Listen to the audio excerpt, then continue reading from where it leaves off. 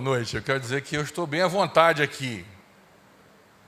Não estou em forma, mas já fui atleta. Então, tem sentido eu estar aqui porque eu sou sócio fundador de Atletas de Cristo. Com o João Leite, que na época era o goleiro de Deus, do Atlético Mineiro e da Seleção Brasileira. E com o Baltazar, que era o artilheiro de Deus também, né? Todos crentes e fundaram Atletas de Cristo. E eu tive o privilégio de participar do início dessa missão. Eu era missionário já, formado em educação física, mas não era pastor. Só para começar dizendo que eu não estou aqui tão à toa. E tenho a alegria realmente de estar aqui hoje, apesar que achei que o pastor Léo, eu acho que ele não pensa muito bem nas coisas que faz às vezes, né? Então, me chamou para vir aqui. Deus me ajude. Vou fazer uma oração que eu não faço há muito tempo. Não é macumba, é boa cumba, então não se assuste, né? Então, não faço ela há muito tempo. Senhor, abre o nosso coração, Senhor. Abre os nossos olhos, Senhor. Tira a venda dos nossos olhos e abre o nosso coração para receber a Tua palavra, Senhor.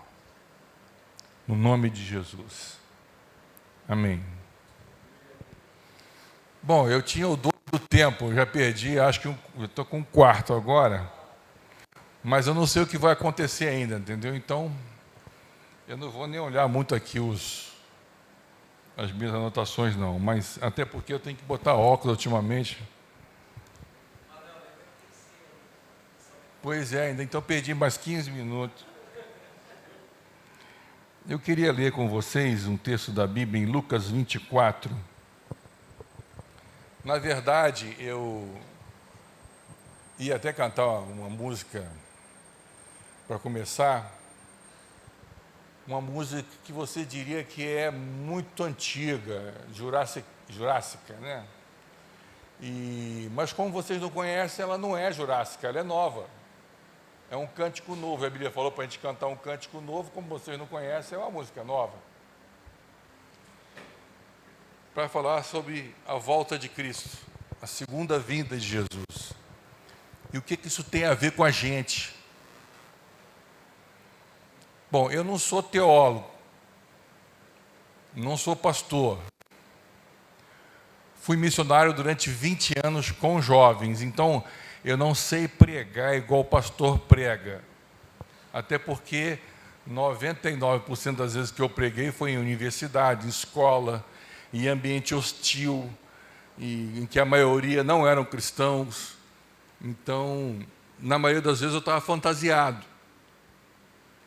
Ou eu mesmo já sou uma própria fantasia, né? Deve ser um personagem, né? E quando a gente lê aqui esse texto, eu vou ler rapidamente com vocês, ele não é sobre a segunda vinda de Cristo, mas ele tem tudo a ver. É sobre a ressurreição de Jesus.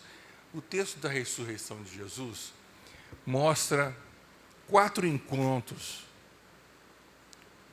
que eu acho que tem tudo a ver com a segunda volta de Cristo. Então eu estou pegando a cola da ressurreição e da reação das pessoas que conheciam a Jesus, que andavam com Ele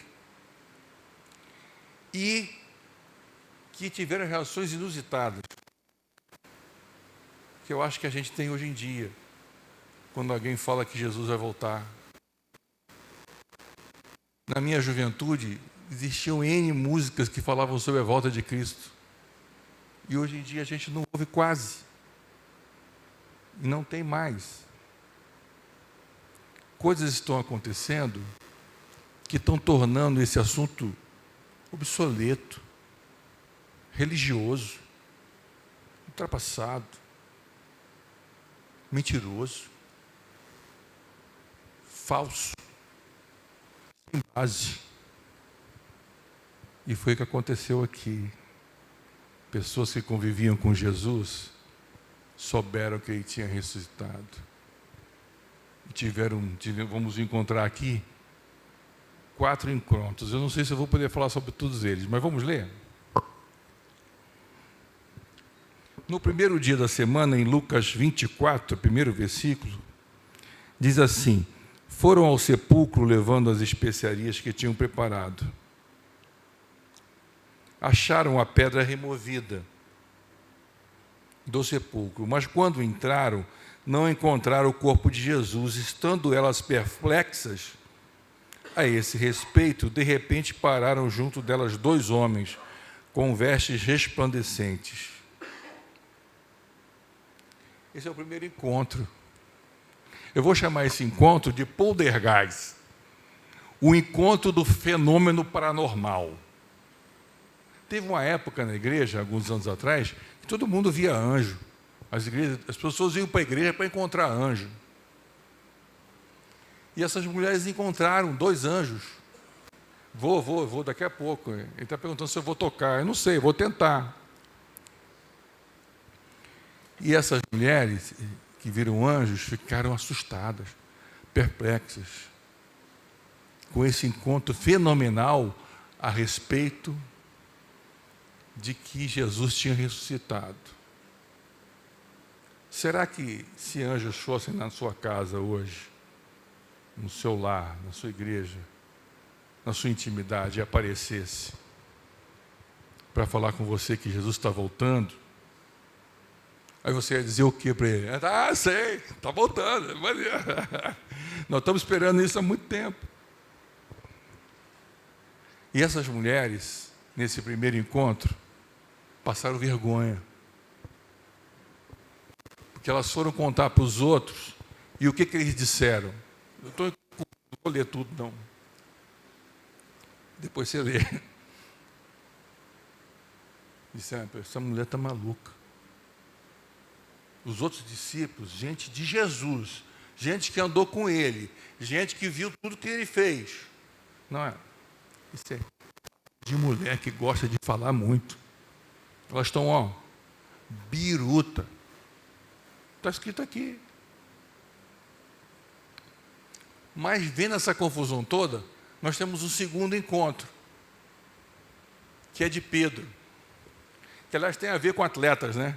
Porque no outro livro, se não me engano, de João, Pedro sai correndo para ir ver. Mas João vai junto com ele, acho que estava mais magro ou estava mais em forma, chegou primeiro. Mas chegou primeiro, mas não entrou no sepulcro, não. Não, eu não vou entrar lá, não. Eu sou crente, mas eu não gosto de morto, de defunto, não gosto, não. Deixa aí. Aí Pedro chegou depois dele e passou. De novo Pedro, né? Sai do barco, pula na água, anda sobre a água. De novo Pedro, né? Entra, olha, e diz o texto aqui. Saiu, olhou para João assim. Caraca, eu acho que deu certo. Diz o texto que ele ficou maravilhado. Quando você ouve falar que Jesus vai voltar, você fica maravilhado? Cuidado, gente, Jesus está voltando. E talvez em breve. E o segredo da volta de Jesus não é se ele vai voltar, é o benefício da dúvida. Que nem o Pai, não é isso? Ninguém sabe. Só o Pai que sabe, nem Jesus queria dizer, contar. Então nós temos um segundo encontro que diz para a gente, ou a gente acha loucura esse negócio de volta de Jesus, ou a gente tem um encontro com a possibilidade. Pedro traz para a gente a chance de uma possibilidade que Jesus vai voltar. Que não é conto da carochinha, que não é história de religião, não é coisa sem base. Pedro, que andou sobre as águas, falou: estou sacando o negócio, estou sentindo o cheiro. Mas esse não é o encontro que eu mais quero falar. Eu quero falar do terceiro encontro com 2 jovens. Jovens que eu já fui, jovens que você é, jovens que muitos ainda somos. Dois jovens no caminho de Emaús têm o terceiro encontro com Jesus. Eu tenho que encurtar a história, não vai dar para fazer tudo. Nesse terceiro encontro, que pode ser que a gente tenha as mesmas atitudes em relação à volta de Jesus? Será? Eles falam com Jesus. Esse eu acho que eu preciso ler. No versículo 15. Iam falando entre si de tudo o que havia sucedido. Indo eles falando entre si e fazendo perguntas uns ao outro, o próprio Jesus se aproximou e ia com eles, mas os olhos deles estavam como que fechados, de sorte que não o conheceram. Então Jesus perguntou: o que é isso que vocês estão falando aí, enquanto vocês estão caminhando? Eles pararam entristecidos. Um deles, com o número de Teópalas, perguntou para Jesus: está passando aqui, nunca não vi por aí, não sabe o que está acontecendo? Todo mundo está sabendo o que está acontecendo. Jesus falou: o que está acontecendo? Eu quero saber. Parece ser muito importante. Aí esse jovem diz: quais? Respondeu eles: as que dizem respeito a Jesus de Nazaré, que foi profeta, poderoso em obras, palavras diante de Deus e de todo o povo, e como foi condenado pelas autoridades religiosas e políticas, eu estou botando na linguagem de hoje, à morte e o crucificaram. Ora, nós esperávamos que ele fosse quem redimisse a Israel. Eu tenho que encurtar. Talvez você seja jovem. Talvez você esteja vivendo os conflitos que esses jovens viveram. Conflitos que nós estamos vivendo hoje. Que o poder político, religioso, militar, está fazendo arruaça no nosso país. Condenando quem não devia condenar, e eu não estou dizendo nomes, e descondenando quem não poderia ser descondenado. E tirando da gente, perseguindo, começando a perseguir a igreja, perseguir pastores, prender pessoas de Jesus, que estavam andando na rua com a Bíblia debaixo do braço, velhinhas, crianças, sendo condenados. E a gente já passou da ressurreição de Jesus, né? Nós estamos na volta dele. E na segunda vinda dele, nós estamos como esses jovens aqui, será? Decepcionados. Lá no fundo. Sem esperança. Sem acreditar que é possível acontecer alguma coisa. Quem nós vamos ser? Aqueles que esperam que os anjos venham contar alguma coisa para a gente? Aqueles que andaram sobre a água e quando vê a coisa acontecer, fala assim: tem alguma coisa acontecendo. E eu digo em relação à volta de Jesus. Ou nós vamos viver decepcionados, sem esperança, porque os poderes do mundo, dos homens, dos que mandam, dos que governam, nos dizem que Deus não existe mais, que Deus não vai fazer nada, muito menos que essa história de que Ele vai voltar.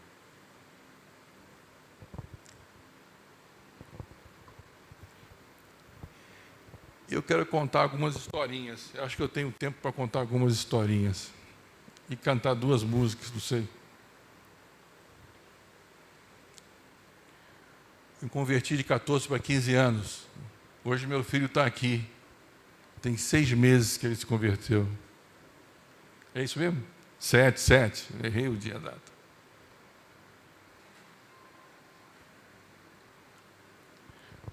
Com 15 anos, as minhas notas eram vermelhas na escola.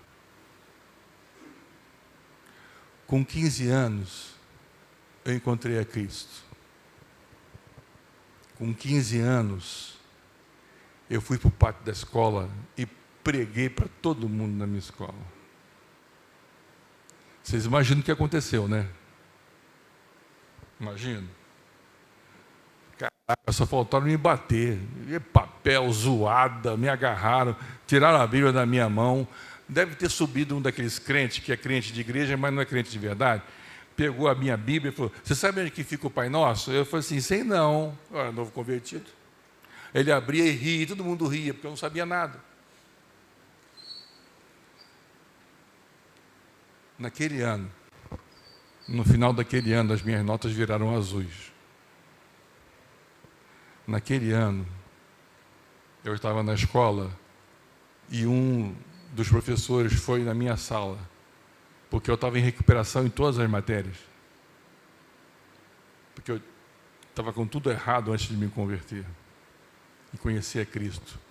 Eles me chamaram e me pediram que eu fosse orar pelos professores na festa de final de ano da escola. Estava o meu professor comunista, o meu professor espírita, a minha professora judia. A judia, então, eu chorava. E eu fui lá e cantei a única coisa que eu sabia cantar no violão, que era a satisfação ter a Cristo, eu não sabia tocar outra coisa. E orei para os meus professores. Ainda naquele ano, eu recebi a visita de um anjo. E eu não estava dormindo. E ele era enorme, batia com a cabeça no teto do meu quarto, numa madrugada. Até hoje eu pergunto, por que Deus fez isso? Deve ter feito por tudo que eu sofri os últimos anos da minha vida, que eu não vou ter tempo para contar. Mas eu fiquei 2 horas com ele. Você imagina um jovem crente, novo convertido, um anjo aparece no quarto dele, enorme, enorme, uma espada assim mais alta do que eu. E o que eu consigo dizer sobre quem ele era, antigamente, não é como hoje, tem muito efeito de luz, tinha uma lâmpada fosforescente, que quando você apagava no quarto, você via só aquela lâmpadazinha. A luz que ele emanava parecia fosforescente, todo fosforescente. E eu fiquei 2 horas comigo, eu falei tanta coisa com ele. Mas ele não disse uma palavra para mim. Mas não tem importância, eu falei com ele, não tem problema, você não precisa falar não, eu falo. De alguma forma Deus tinha um plano. E eu pude falar de Cristo para todos os meus colegas na escola. E o principal opositor se converteu e hoje é um líder e um pastor de igreja. Tanta coisa para contar. Mas eu queria contar uma história para vocês. Tem a ver com a volta de Jesus. Tem a ver com o que Deus quer fazer na sua vida. Deus pode usar você como usou a minha vida.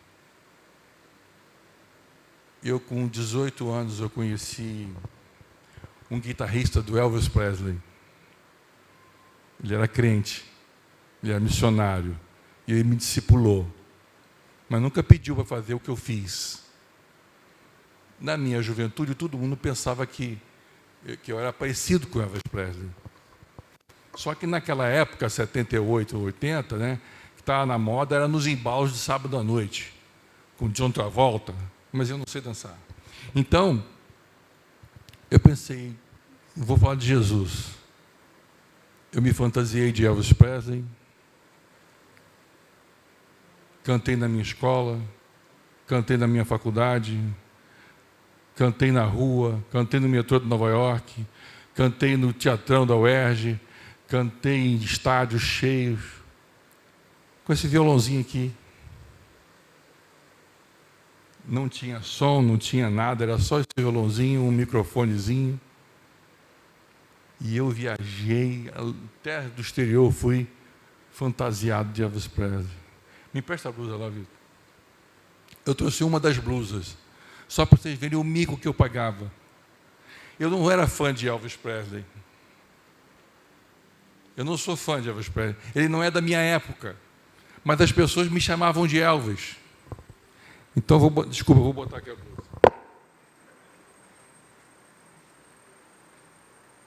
Essa é uma delas, né?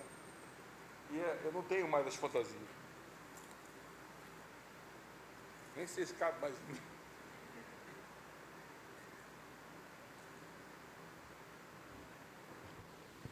Cara, era uma coisa muito difícil me maquiar, me fantasiar, me ajeitar para cantar vestido de Elvis Presley.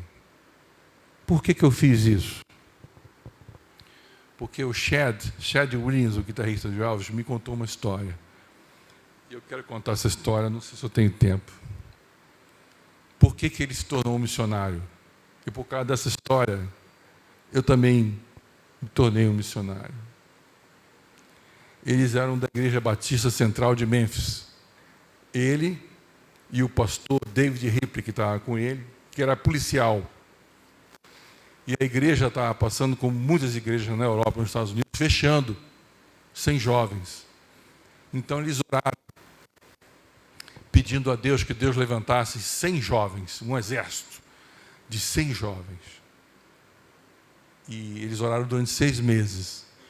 E não apareceu um. Aí falou assim, nós estamos orando errado. Vamos orar por 50. Passaram mais 6 meses orando por 50. Eles oraram por 50. Não apareceu ninguém. Era a época de Elvis. Elvis já tinha até morrido. Mas Beatles estava em fama. E a juventude da igreja no mundo. Imagina a igreja daquela época. A minha igreja, por exemplo, quando eu me converti, não podia nem tocar violão. Tomar guitarra, bateria, esses negócios. Mas eu fiz tudo isso na rua, na faculdade, na escola. Vou encurtar. Eles foram diminuindo, 50 para 20, 50 para 30, 10, 10. Aí até alguém falou, caraca, Deus não precisa de um exército. Deus precisa de um. Vamos orar por um atleta. Do grupo de atletas da Igreja Batista de Atitude. Deus vai levantar um atleta aqui. E ele famoso. Ele vai ficar rico. E eles oraram e o atleta não apareceu. Aí num turno, o pastor David Ripley, que era policial, fazendo uma batida dentro de um bar, no meio de maconheiro, bandido, drogado. Ele falou com uma moça baixinha, feia, magra por causa das drogas. Falou de Jesus para ela e ela riu da cara dele. 2 dias depois, ela procurou o David. Qual é, cara? É verdade aquilo que tu falou? Tu vai pagar o preço disso? Aí ele falou, vou. Tira a roupa de polícia e vem comigo. Deixa a arma também. Levou ela lá no beco dos bandidos, no beco dos caras. O líder dele falou, agora você vai pregar para eles aí. Só o líder se converteu. Essa moça morreu de câncer nos ossos 6 meses depois. Não sabem quantas pessoas ela alcançou para Cristo em 6 meses. O Hospital Central de Memphis se tornou Hospital Memorial, porque todos os médicos se converteram por essa menina doente com câncer. Seus pais se converteram no dia do enterro dela.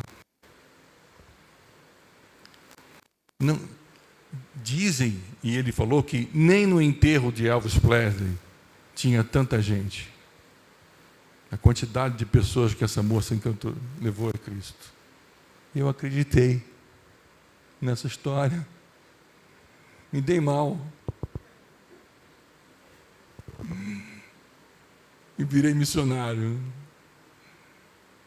E eu tenho histórias e histórias para contar que eu queria ter contado e não vou poder contar hoje. Mas eu vou tocar 2 músicas para vocês verem, músicas que eu compus, para vocês verem como Deus me usou, Eu não tenho o talento desses músicos aqui. Eu não sou artista, não sou cantor, não sou pastor, mas eu sou um cara de pau. Peguei os meus valores, aquilo que eu achava que eu tinha algum valor, eu falei assim, não me importa mais o que vão dizer, o que vão pensar. Eu quero tocar essas duas músicas que falam de Jesus. Não são de adoração. Desculpe a decepção. Está na moda hoje a adoração. Isso é uma moda, hein? Isso vai passar. Essas músicas todas que eu não conto e não mostro para ninguém. Nem falo para as pessoas. Está aqui o Felipe que me conhece há 2 anos. Nunca falei para ninguém que eu canto e toco, eu fico na minha. Mas quando há uma oportunidade, eu já levei muitas pessoas a Cristo. Só tocando uma das músicas que eu vou tocar. Depois que eu cantar a música, você me diz.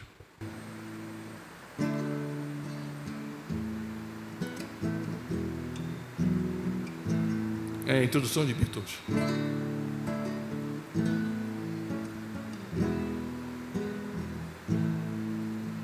Eu sei que uma canção já fez alguma coisa por você. Eu sei, e muitos já fizeram você sorrir e cantar e sonhar. Mas tudo se acabou como num sonho, feito um tiro, John Lennon, né? No teu coração.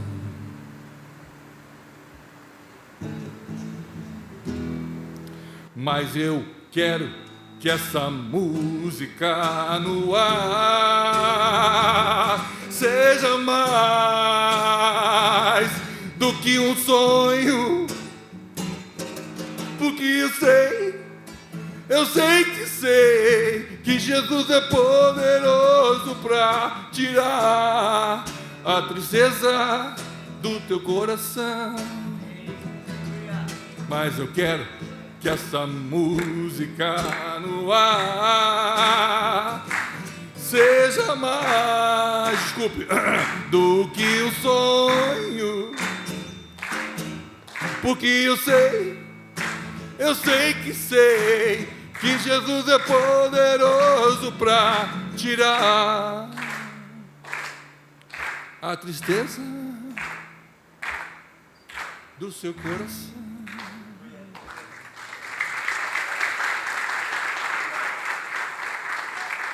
E Deus quer fazer isso hoje, antes que Ele volte. A mensagem da volta de Cristo é que esse Jesus está vivo e que Ele pode fazer algo na sua vida.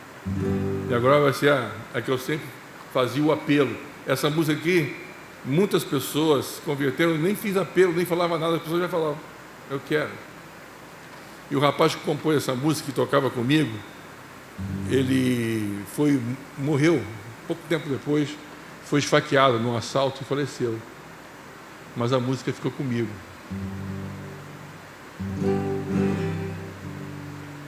Vou tentar, tá, gente, que eu não canto e não toco há muito tempo. Mas imagina um Elvis crente cantando.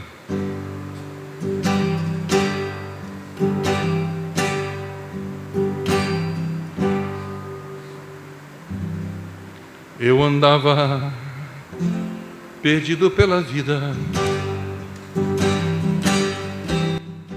caindo pra lá e para cá. Dúvidas, revoltas eram sempre. Este mundo fere até matar.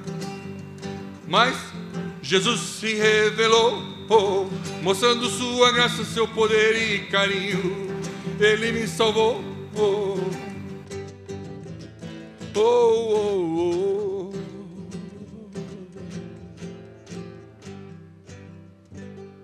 Eu andava triste pela vida, neste mundo pobre sofredor. O pecado me fez uma ferida, me deixou angustiado e sem amor. Mas Jesus se revelou, mostrando sua graça, seu poder e carinho. Ele me salvou. Oh, oh, oh, oh, oh, oh, oh, oh, oh.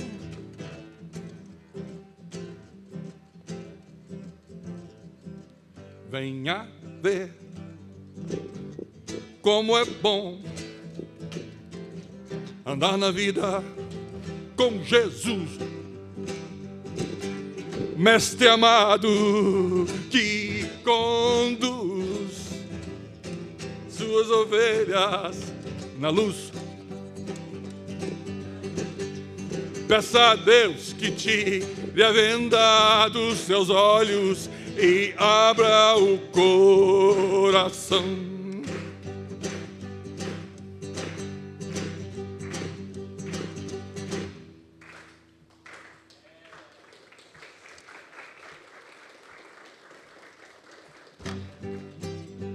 Fazia assim: peça a Deus que tire a venda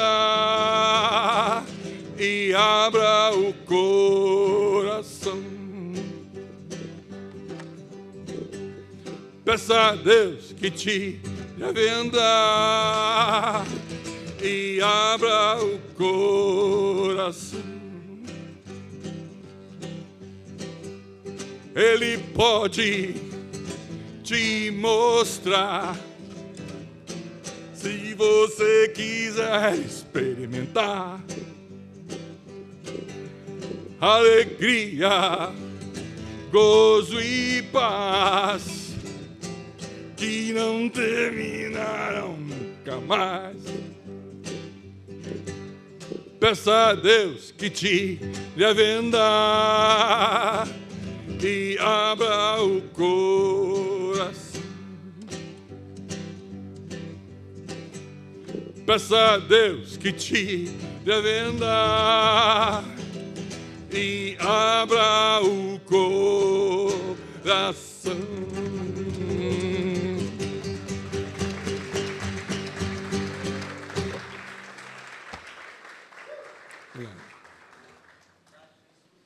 O tempo acabou há muito tempo. Tinha mais algumas coisas para cantar e tocar. Obrigado. Você acha que um menino pobre de 16 anos imaginava que ia cantar em Nova York, no metrô, que ia cantar no estádio do Mineirão lotado de gente, que ia cantar aqui na Concha Acústica da UERJ, e no Teatrão lotado de gente não crente? Não era culto gospel. Desculpe, eu não estou criticando, estou falando que a gente queria comunicar Jesus para quem precisa dele. E eu não imaginava. Acho que aquele anjo sabia de alguma coisa. Chad Williams, guitarrista do Elvis, nunca soube disso. As músicas dele eram lindas, mas era em inglês, eu não consigo lembrar nem cantar.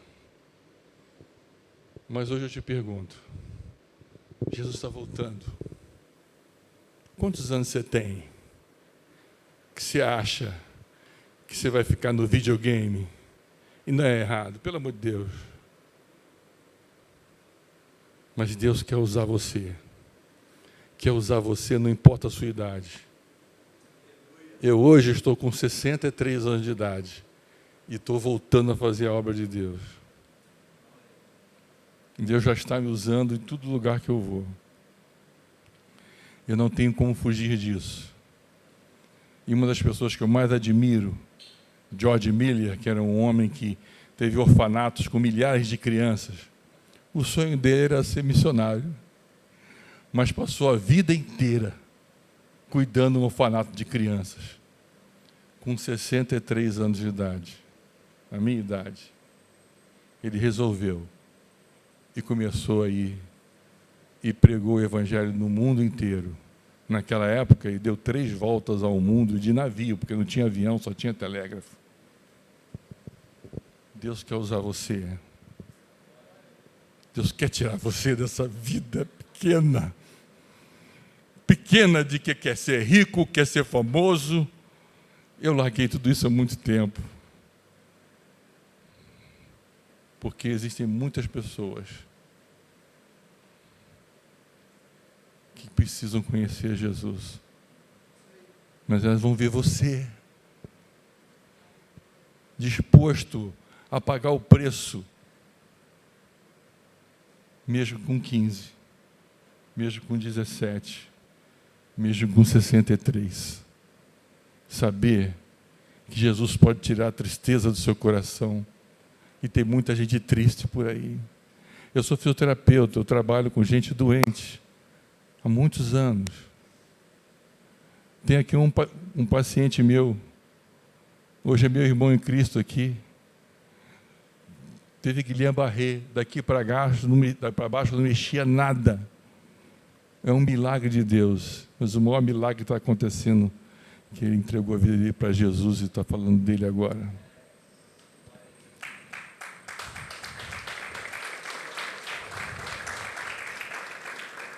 Eu não tenho tempo para contar, mas se eu te contar o que o meu filho já fez em 7 meses,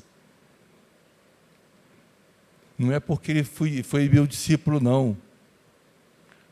Mas foi o maior presente que Deus me deu. Alguns aqui acompanharam. Se você assistiu esse vídeo e foi abençoado, eu quero te dizer uma coisa muito legal. Nós temos muitos outros conteúdos que podem abençoar a sua vida. Assista mais um vídeo conosco, siga o nosso canal e desfrute de muita coisa que pode potencializar sua vida financeira, sua vida emocional, sua vida familiar, sua vida profissional, sua vida com Deus. Conte conosco, estamos juntos.